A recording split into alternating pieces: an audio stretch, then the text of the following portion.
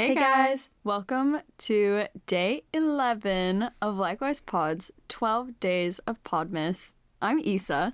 And I'm Sam, and we're so excited to cozy up for another episode today. So, grab your hot cocoa or any other favorite seasonal bev. Because it's time to get holly jolly. Okay, Yay. Also, when I said cozy up, I felt like I was saying like giddy up, like the way it was like so different from how I always say it, and I was like, ooh. No, it's okay. I said like the welcome line so slow, and I was like, I hope she doesn't think like something's happening. Oh, but that it's my 'cause I Wi-Fi is forgot dropping again. I was like, I forgot what day we were on, and I was like, I can't just like pause and make it sound like I really did forget. So I was like, I'll just go slow the whole time. But I was like, oh no, what if Sam thinks? That's so funny. Oh my gosh. Anyways, that's so Clearly, we're just having so much fun right now. Like, I feel giggly. Yes, me too. Ah, love. Okay, well, if you've listened to all the days leading up to today, that we're starting each episode doing what candy cane flavor we're feeling like instead of our roses and thorns. It's pretty fun. It's like holly jolly, and it's a way we can like talk about our mood without like just talking about what we're, like is going on with our days too much. So, Issa, what kind of candy cane are you feeling like right now?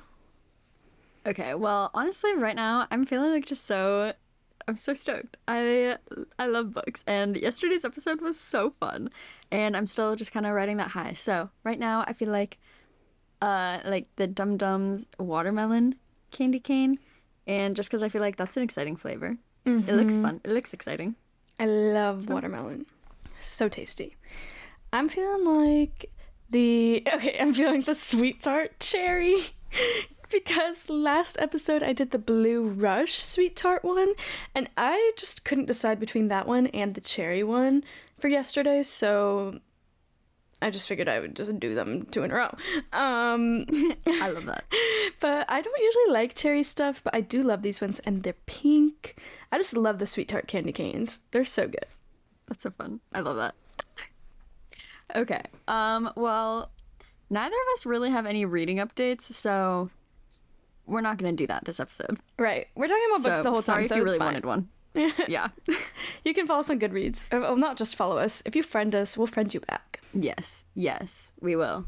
Probably. Maybe. Maybe. But anyways, we're doing kind of similar format that we did yesterday. But I mean, we're not really going to talk about how to like support authors because we kind of went through that yesterday. Right. Yeah, so just I guess replace every time we said indie author to just like author, and it's the same thing. Right. So, so some books that were just released that we're really excited for. Oh my gosh, I'm so excited for these two. And actually, we only have 2 books on here on this part of the list. No. LOL. Literally.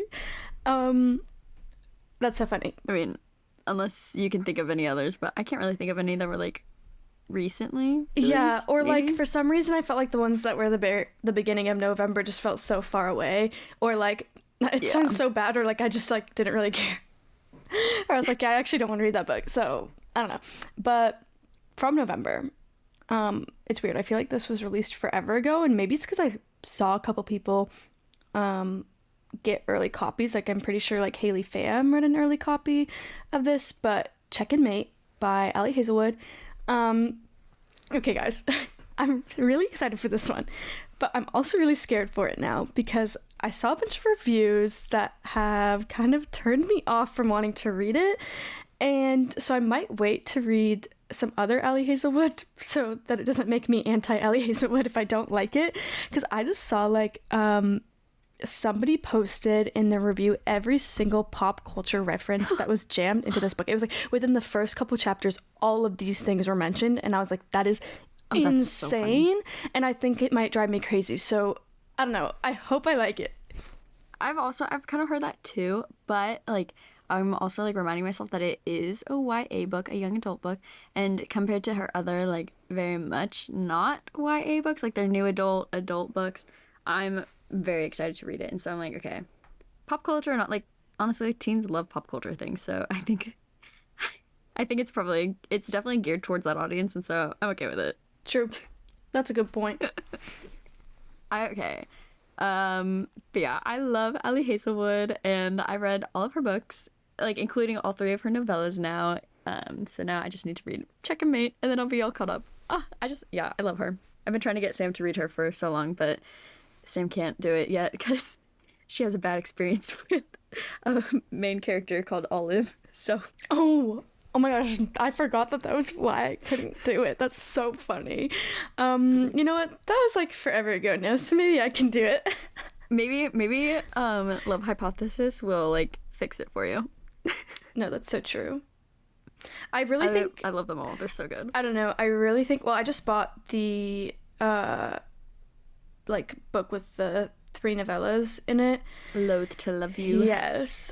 But I think, I mean, I might start with that, but I really want to start with Love Theoretically. Just because so far from what I've seen, I think that's the one that I personally will love the most. Okay. I think so too, but also, sorry, spoiler for Love Hypothesis. The guy and the girl end up together. Olive and Adam do pop up in Love Theoretically. So if you want to read it in the order that'll make sense. That's funny. But yeah, no, that one was my favorite, and then Love Hypothesis, and then Love on the Brain. I don't know, they're all so good. I love it. Anyways, I'm pretty sure the next one is Iron Flame. Sorry, I'm pretty sure they were released on the same day, November 7th. I'm like pretty sure because I was like, oh my gosh, wait, wow. So these are both from early November. I still haven't read Fourth Wing yet, but it is on my 10 before the end list, and it's in my top 5, so there's hope. Yeah, and then I also need to figure out how to get my hands on a copy of Iron Flame, but Live, Laugh, Love. Yeah, I'm so excited for it. Yes. But I bought Fourth Wing forever ago. Like, it was after the first round of, like, I almost bought it on its original release day because I hadn't seen anything about it until, like, the day before its release day. Yeah. And then all of a sudden it sold out like crazy. I didn't get to buy it, and I was like, it's fine. And then I watched people review it, and I was like, oh, it actually was good. Awesome. Like, apparently, according to all these people. So then I kept checking my indie bookstore in my mall, and they had gotten like 5 more copies like a couple months later, and I got like one of the last ones. So I got it. And then, right, I remember that. Yeah, that was like June or something, and then I proceeded to just like put it on my bookshelf, and I've not touched it. And then I don't know when I'm gonna read it. I'm not sure. That sounds bad. I'm not sure how much I even want to read it anymore. It sounds so bad of me. But yeah, Iron Flame is very interesting to me because it just like was a whirlwind of a release where there was just so much happening around it, and it's so funny. I've seen everywhere that Iron Flame is hot garbage. That I don't want to like say it like that's so negative, but that's what I've seen from all the book people I follow. They've been saying that it was so bad. Like, people genuinely think it was written by AI, and I'm just like, oh, that's kind of like yikes. I feel bad that there's like all this speculation, but also it is a good point that like this book was severely rushed, and we also saw that with how many different misprints there were. Like, not just one misprint, it was like every bookseller had a different variation of a misprint. Like, some of them, like, it was missing a whole chunk of the book. Some of them, it was like the book like outside had Fourth Wing on it, but it was still Iron Flame. I don't know, there were so many different misprints, and I'm just like, whoa, that's like actually wild to me that slipped through the cracks on that large of a scale. I don't know. It's very interesting. Yeah, which is really funny because like I've seen a couple of those, not the misprints, a couple of people saying like it was actual trash. But like I've seen a lot of people being like, "Oh my gosh, this is incredible!" Like 6-star book. And Wild. I was actually talking to one of my friends at the last Sounders game, and he was saying that he has heard like a mix of reviews too, and like one of his friends like, no, absolutely don't read this, it sucks.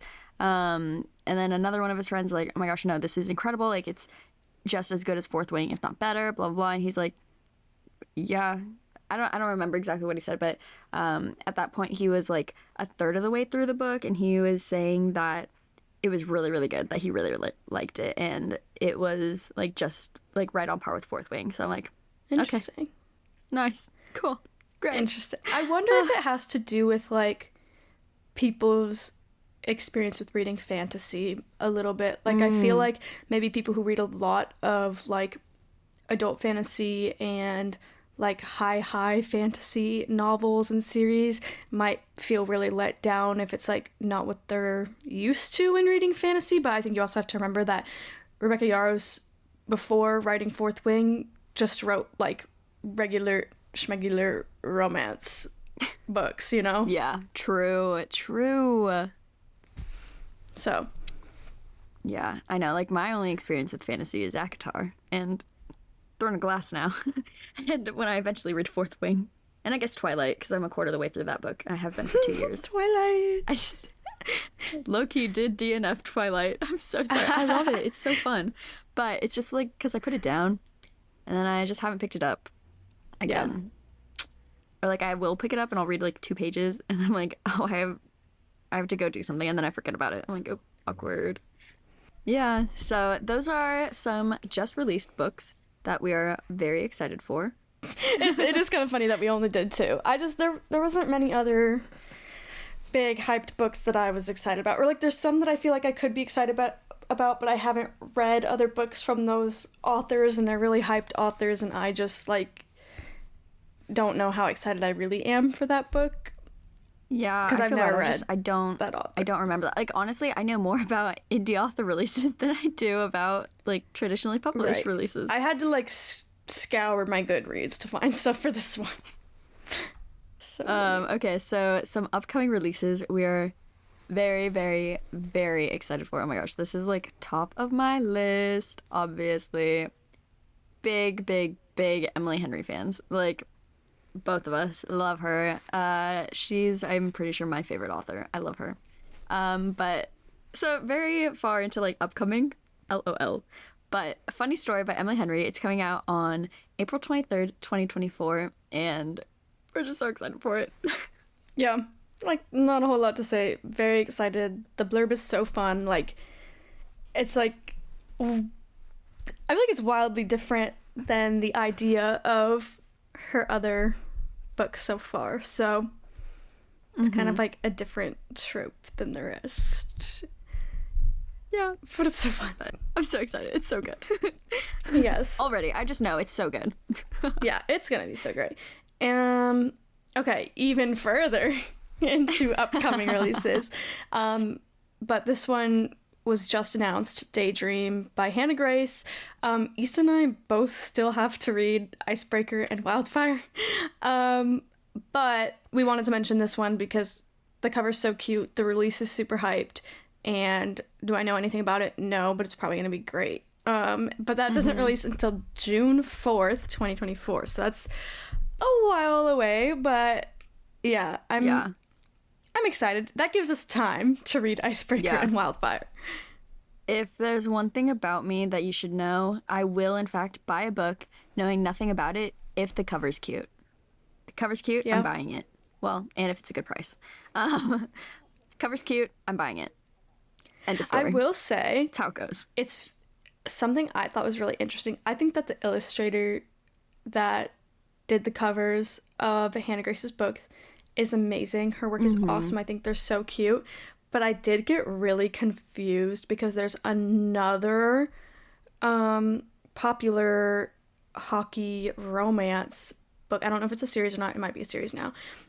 But there's another one that's super popular. It keeps coming up on my Kindle Unlimited, and it's also illustrated by this illustrator. So at first I was like, oh, somebody's ripping her off. But then I found out it is the same illustrator, and I was like, well, that's a little tough for me when, like, I know you have a very specific style and I love her work, but I got confused because I was like, I genuinely thought someone was like ripping her off, and then I was like, oh no, it's her. But it just looks so similar to me to the Icebreaker cover. Yeah. That I was just like, whoa. But they're so cute though. They're so cute, and so I really like it. But now I'm like recognizing all her illustrations a lot more now. And I think I went and I followed her on Instagram because I want to like see her posting them. It's so fun. Oh my gosh, I love that. Okay, another one that we're really excited for that is, coming up soon is A Fragile Enchantment by Allison Saft. It's coming out January 2nd, 2024. So, less than a month away. Yay. And like little blurb says, I mean, this isn't like the blurb, just a little quote. Anyways, in this romantic fantasy of manners from New York Times bestselling author Allison Saft, a magical dressmaker commissioned for a royal wedding finds herself embroiled in scandal when a gossip columnist draws attention to her undeniable chemistry with the groom. Tea. Isn't that so drama? Oh my gosh. And just the fact that it is like romantasy is fun. Like, I haven't read a lot of fantasy where like the idea is more like magic. Oh yeah. Things. Yeah, same. So I feel like that'll be fun. Okay. Our next one on our list is called I Hope This Doesn't Find You by Anne Lang. I think it's Lang. Okay. And that releases February 6th, 2024. And little blurb we saw on this said, snarky and romantic, I Hope This Doesn't Find You is Never Have I Ever meets To All the Boys if Laura Jean wrote hate emails instead of love letters, which is just so fun. Like, actually kicking my feet. I love like a more enemies to lovers type thing. So like a hate email, that's just so fun. Oh my gosh, I know. We're so excited for that. Okay, and the final one on this list is, of course, what else other than House of Flame and Shadow by Sarah J. Maas, coming out January 30th, 2024. The stunning third book in the sexy, action-packed Crescent City series, following the global bestsellers House of Earth and Blood and House of Sky and Breath. I know it doesn't tell us much about it, but, I've only read Throne of Glass, like the first book in the 8-book series. So, right, working my way, which means I also haven't read Crescent City. But do I own those 2 books? Yes. Are they freaking massive? Yes. Absolutely. But they're so cute. But I'm still so excited. But honestly, the real question is, like, when's ACOTAR 5 coming? That's what I want to know. Right. She's teased it. I'm like, am I ready for it? Oh, I'm so scared, though, because my friend told me, because she's read both of the Crescent City books, and then she's just starting Throne of Glass, so she read like different from like the order, because she read all of ACOTAR like forever ago, and then read both Crescent City books, and then is just now reading Throne of Glass. And she said, based on how the second Crescent City book ended, she believes, like, she told me, she was like, you are gonna have to read the Crescent City books before the next ACOTAR book comes out, just based on how the world's intertwined. And I was like, I can't do that, because that means I have to read all of Throne of Glass, and I just don't know if I can do that. And I also, if you guys have been listening, I don't know when I'm ever going to finish the last ACOTAR book, because I'm just having a hard time, okay? But Sam, it's fine. you need to. Oh my gosh. I know. It's just like my drive to finish those books, it was just gone. And I mean, I'm still excited, and I do still want to finish it. And I just don't know when. Maybe by the end of the year. Literally, once you finish it, then we can like talk all about it. Because that's so Sam, true. I'm telling you, it's so good. I know, it's so good. I love. I just gotta do it. My loan from Libby or my hold on Libby just finally told me it's ready for me, and I hope I didn't like leave it sitting too long, because I think I could have the ebook, which would probably help me actually finish it. Yes. So. Oh my gosh, and then you can make annotations and publish them, put them on Goodreads. Ooh, okay, good point. Do it. Amazing. Sorry. Okay. Don't mean to get so aggressive, but I'm passionate about ACOTAR. I love ACOTAR. Okay. And then we have a couple more releases that we didn't really like put a bunch of information on, just because we wanted to limit the amount we were like doing. We didn't want to make our episode too long. So we just have some that are going to be more rapid fire. We're just going to tell you the book and the release date and move on. But nonetheless, we're still excited for them. We just also haven't looked into them enough to know anything about them. Yeah. So, and these are all romance-ish. I'm actually not sure about the last one. Like, I think it is still romance, but I think she's taking it's a different romantic-y, route. I think. Yeah. Okay, cool. Amazing. So the first one on our rapid fire list is Girl Abroad by Elle Kennedy, and that's releasing February 13th. Okay, the next one is Fangirl Down by Tessa Bailey. That's coming out February 6th. And then after that, we have Happily Ever After by Lynn Painter, releasing on March 12th. And finally, actually also releasing on February 6th, is Bride by Allie Hazelwood. Yeah, I'm pretty sure that's like romantic because I think there's like a werewolf. Yeah, I saw that on the cover. I was like, and I remember being like excited seeing it because I was like, oh, this is different for her. So yeah, very different, very different. But we're excited for these and all the others we mentioned and so many others that we didn't mention. We just hard to find in our sea of indie author posts. Right, I've just gotten so much more interested in indie books than traditionally published books recently, and I mean, I'm grateful that that's my mindset, and but it was just kind of funny, like, trying to, like, find books for this and being like, wait, how many traditionally published books are actually on my list of books I'm excited to be releasing? I genuinely think the reason that we're like more excited about indie releases is just like the prospect of actually being able to be friends with them and talk to them about the book and like series and things, and like, and not in a way that's like using them like for their books and stuff, but it's just like, oh my gosh, so fun. It's like, it's like when people become friends with celebrities, they're like so excited about it. Right. And we started reading arcs this year, and we had never done that before, and we read quite a few arcs from indie authors, and I think that helped us too. Like, we were just really excited to read arcs and review them and just like post about them. We read 4. Yeah, that's actually so many. And they were all so good. I think that just helped. And what's the other thing about it? I had something else about it.